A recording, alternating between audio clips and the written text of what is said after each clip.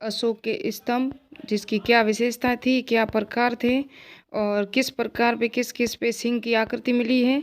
और ये भी देख सकते हो अशोक स्तंभ है जिस पे हाथी, घोड़ा, बैल और सिंह की आकृति है।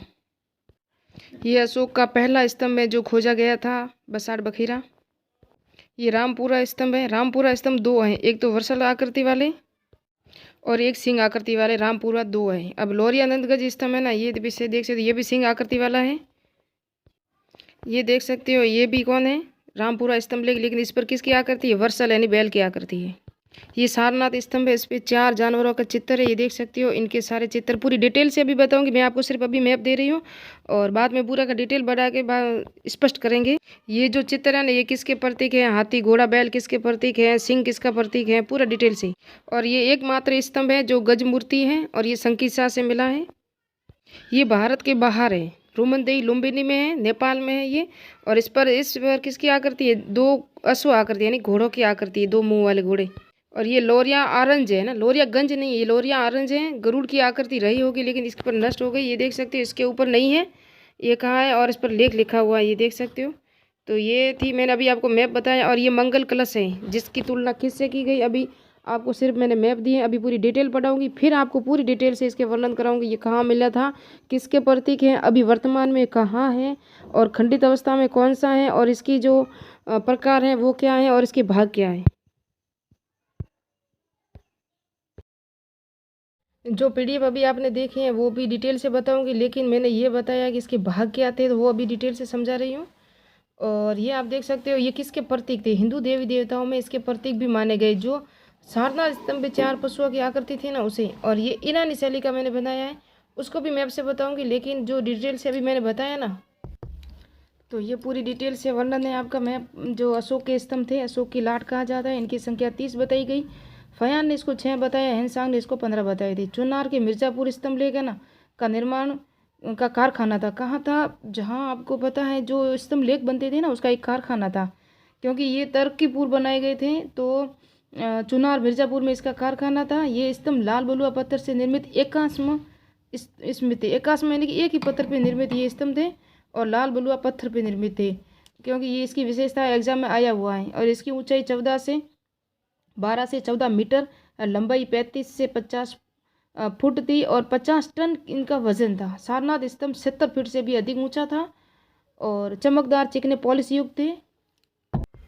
अशोक का प्रथम स्तंभ कौन सा था, बसाड़ बखीरा वैशाली का कोल्हुआ स्तंभ है, ये प्रथम स्तंभ था। इसे अशोक के सारनाथ स्तंभ का निर्माण अंतिम वर्षों में किया।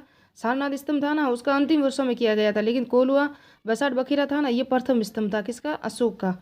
और किया। और ये सबसे सर्वोत्तम दृष्टि से उत्कर्ष स्तंभ है कौन सा, सारनाथ। इसे स्तंभों का सिरमौर भी कहा जाता है, किसको, सारनाथ को। आदर्श नमूना लेख युक्त शिलाथप भी कहा जाता है इसको। तो सिरमौर, शिलाथप किसको कहा जाता है, सारनाथ स्तंभ को कहा जाता है, जो अंतिम वर्षों में निर्माण किया गया था अशोक द्वारा। रोमनदेई स्तंभ है ना, रोमनदेई स्तंभ सबसे छोटा व लौरियागंज सबसे सुरक्षित है, यानी रोमनदेई है ना, ये सबसे छोटा स्तंभ है। और लौरियानंदगढ़ ये सबसे सुरक्षित है, यानी कि अभी भी वर्तमान में सुरक्षित है। कुम्हरार पाटलिपुत्र को फयान ने जम्बूद्वीप कहा है। जम्बूद्वीप कुम्हरार मैंने बता दिया। कुम्हरार में चंद्रगुप्त मौर्य के लकड़ी के महल थे, जिसके अंदर राजा प्रसाद था, गजशाला थी, उसका निवास स्थल था। वो पूरी डिटेल से मैंने आपको मैप से समझाया, अगर आपने नहीं देखा हो तो इससे पहले वीडियो देख लेना।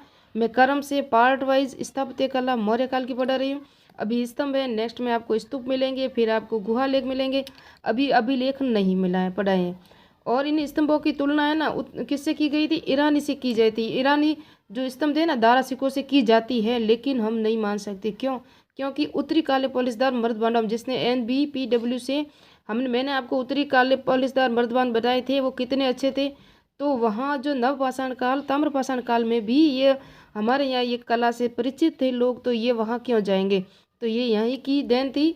और चंद्रगुप्त मौर्य स्तंभ लेख पे जो लिखा ना, देखो, जॉन मार्शल, पर्सी ब्राउन, स्टेनला, कमिश्नर ईरानी उनकुर्द द्वारा स्पूनर ने पॉलिश युक्त कला को ईरानी बताते हैं ये सब, लेकिन दोनों का गलत है। क्योंकि हम पता है कि भारत में पॉलिश बनाने की कला 3000 ईस्वी पूर्व से धोलावीरा में पॉलिश युक्त एक स्तंभ मिली है, आपको पता है।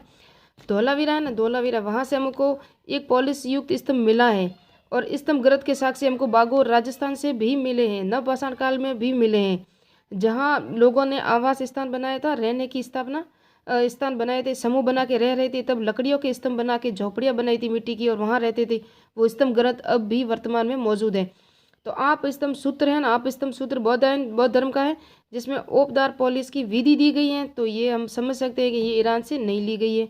यह पॉलिश के प्रमाण पूर्व मौर्यकालीन राजगीर के समीप सोन भंडार गुफा से भी मिले। देखो, राजगीर के मौर्यकालीन राजगीर गुफा से भी मिले हैं। धोलावीरा से पॉलिश युक्त जो स्तंभ मिला है उससे भी हम कह सकते हैं कि ये ईरान से नहीं, ये हमारी खुद की थी। और चंद्रगुप्त मौर्य के भी स्तंभ कला से हम देख सकते हैं। स्तंभों के प्रकार क्या थे, तो लेख युक्त स्तंभ और लेख विहीन स्तंभ, इसके 10 प्रकार थे। और मैंने जो मैप से बताया वो इम्पोर्टेंट ही है। लेख विहीन स्तंभ कौशाम्बी कोसम में है, बसाठ बैसाली स्तंभ ये बखीरा गांव के कोलुआ में, मैंने बता दिया जिला है, कोलुआ जिला है। और रामपुरा बिहार शीर्ष बैल वाली आकृति अभी मैं आपको मैप से डेट में बताऊंगी और उसकी डिटेल से भी बताऊंगी, जो राष्ट्रपति भवन के प्रवेश द्वार पर एक चौकी पर स्थापित है। तो रामपुरा बिहार है ना, रामपुरा बिहार जो बैल की आकृति है ना वो राष्ट्रपति भवन पर है। संकिसा गज शीर्षक स्तंभ लेख यूपी में है। संकिसा एकमात्र मूर्ति है जो गज की मूर्ति लगी हुई है उस स्तंभ पर। लुम्बिनी रुमंदेई स्तंभ लेख शीर्ष पर अश्व आकृति है, रुमंदी और रुमंदेई पर। और अशोक के स्तंभ और ईरानी स्तंभ की जो तुलना है वो देख सकते हो। खुले स्थान पर निर्मित मैदानी खुले स्थान स्वतंत्र रूप से होते थे। अशोक के स्तंभ होते थे ना, वो जनता के लिए होते थे और खुले होते थे।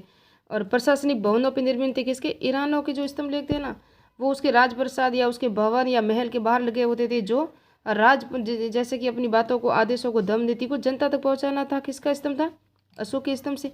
लेकिन ईरानी स्तंभ है ना, इसका उद्देश्य राजकीय आदेशों को मंत्रियों तक ही सुरक्षित रखना था, को ही सूचित करना था। इनके स्तंभ बिना आधार के निर्मित है। किसके स्तंभ बिना आधार के निर्मित है, इनके स्तंभ चबूतरे पर बने हुए इनके, और हमारे आधार नहीं है, सिर्फ चौड़ाई की यूनिक युक्त हैं। अभी मैं आपको मैप से बताऊंगी ना समझ में आ जाएगा। नीचे से ऊपर की ओर पतले हैं, हमारे नीचे से जो आधार है ना युक्त है, लेकिन इसके नीचे ऊपर और नीचे एक समान है दोनों तरफ। और इनके स्तंभों को उल्टे कमल की आकृति है। हमारे जो है ना अशोक के स्तंभ जिसके अंदर उल्टे कमल की आकृति है, और इसकी घंटा आकृति है जो सीधा कमल है। ये अशोक का स्तंभ है और ये उल्टी कमल की आकृति मैंने बता दिया। और ये है ना, ये दारा सिक्कों का जो ईरानी यान थी वो है। तो इसके अंदर है ना सीधा कमल है और यह घंटी है, या मानव की मूर्तियां हैं, जबकि अशोक के स्तंभों में पशुओं की मूर्तियां हैं। और ये एक समान है ऊपर से नीचे की तक, जबकि जो अशोक के शिलालेख है ना ये ऊपर नीचे से ऊपर की ओर पतले होते जाते हैं। नीचे आधार योग देने की थोड़ा सा चौड़ाई में है। और इसकी जो यष्टि, ये यष्टि है। और ये वासुदेव शर्मा ने इसको किससे तुलना की बताएं, कलश, मंगल कलश से की है। किसकी, इसकी। तो वो मंगल कलश भी अभी आपको मैप से बताऊंगी मैं। और ये फलका है जहाँ इसके ऊपर 4 सिंह बैठे। ये मैंने आकृति मुझे बनाना सही नहीं आ रहा था, जैसा तैसा बनाया उसे देख सकते हो। यहाँ 4 आकृतियाँ हैं, वो अभी मैप से बताऊंगी मैं। जो ये 4 सिंह की आकृतियाँ हैं, नीचे 4 पशुओं की आकृतियाँ हैं।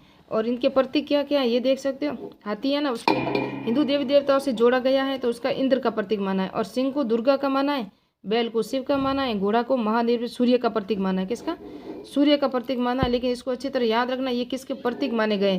तो इन प्रतीकों का कई बार एग्जाम में आया हुआ है। ये घोड़ा का आया हुआ है, ये सूर्य का प्रतीक है, बैल शिव का है, और सिंह है ना दुर्गा का है, हाथी और इंद्र का प्रतीक है।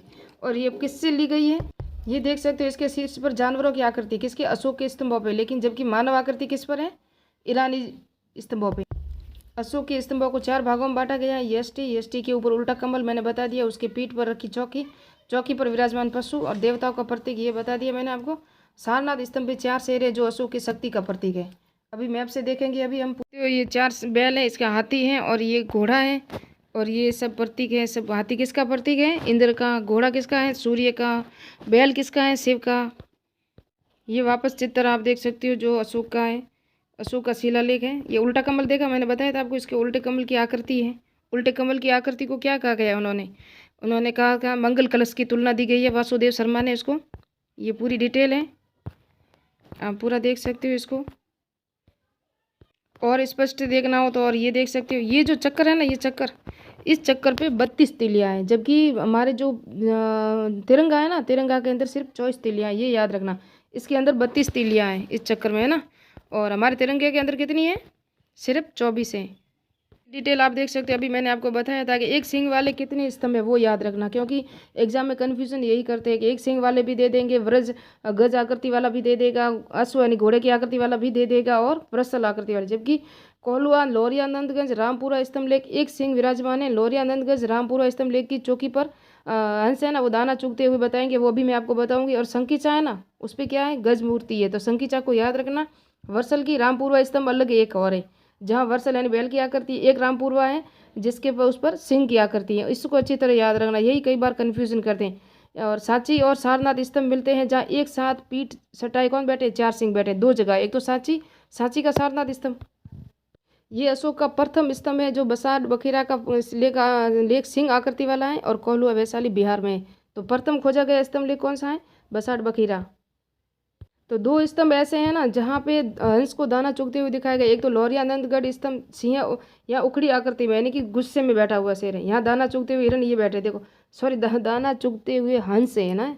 हिरण की आकृति अशोक के स्तंभों पे आपको नहीं मिलेगी, ऊँट की नहीं मिलेगी, लेकिन इसकी मिलेगी। तो ये है ना, ये हिरण आप देख सकते हो, ये दाना चुग रहे हैं हंस, ये हंस को दाना चुगते हुए दिखाया गया। और ये कमल की आकृति, ये बिहार के चंपारण जिले में लौरिया नंदगंज, एक तो जहाँ हंस को दाना चुगते हुए आकृति बनाई गई है, सिंह की आकृति है, स्तंभ लेख पर है। एक तो लौरिया नंदगंज और एक कोलकाता संग्रहालय में रामपुरवा स्तंभ। रामपुरवा स्तंभ दो है, एक तो कोलकाता संग्रहालय में बता दिया आपको, और बिहार में एक रामपुरा। तो ये कोलकाता संग्रहालय में बना हुआ है ना, ये सिंह आकृति वाला है, कि रामपुरवा एक सिंह वाला, एक वृषल आकृति वाला, वो आगे आएगा।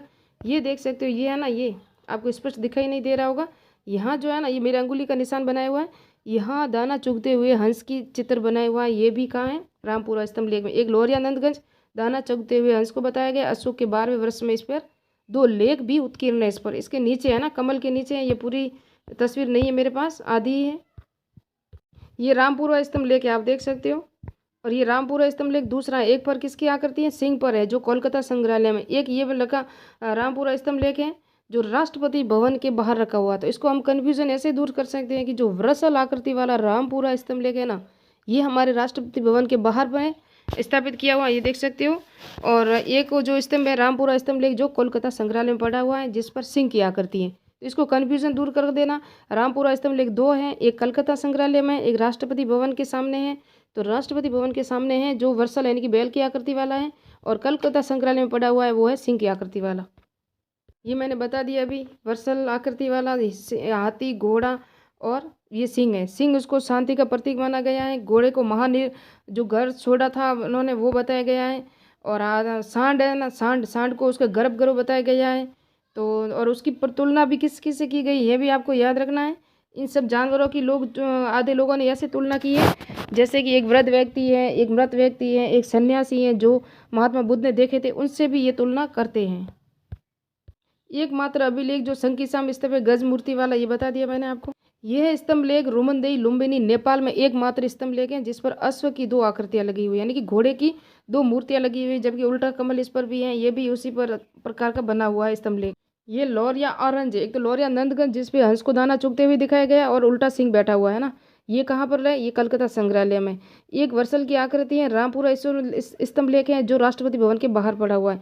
एक लौरिया ऑरेंज जेल है ना, और लौरिया ऑरेंज गरुड़ की आकृति वाली रही होगी, लेकिन इस पर टूट गया है। ये ऊपर है ना, इस ऊपर स्तंभ लेख नहीं है, सिर्फ यही रह गया एक थंबाई, बाकी इसका ऊपर से टूट चुका। ये ऐसी आकृति उस पर लेख लिखा हुआ है। तो ये भी देख लिया आपने। ये देख सकते हो, ये मंगल कलश है, यहाँ उल्टे कमल के आम के पत्ते लिखे हुए हैं ना, उल्टे आम के पत्ते। तो इसकी तुलना अशोक के स्तंभ लेख में जो कमल आकृति उल्टी है ना, उससे की गई है। किसने की थी, वासुदेव शर्मा ने की थी। तो जहाँ उल्टे कमल की आकृति अशोक के स्तंभ है ना, उसकी तुलना मंगल कलश से की गई। ये मंगल कलश होता है जो शादी के लिए लाया जाता है, जिसके अंदर आम के पत्ते होते हैं और उल्टे रखे जाते हैं। तो अब हम नेक्स्ट में स्तूप लेके आएंगे, जो स्तूपों की बौद्ध मौर्य काल में स्तूपों की रचना कैसे हुई थी, उसकी स्थापना कैसे हुई थी, कहाँ कहाँ है, इंपॉर्टेंट है, वो सब नेक्स्ट पार्ट में पढ़ेंगे। मिलते हैं नेक्स्ट वीडियो में।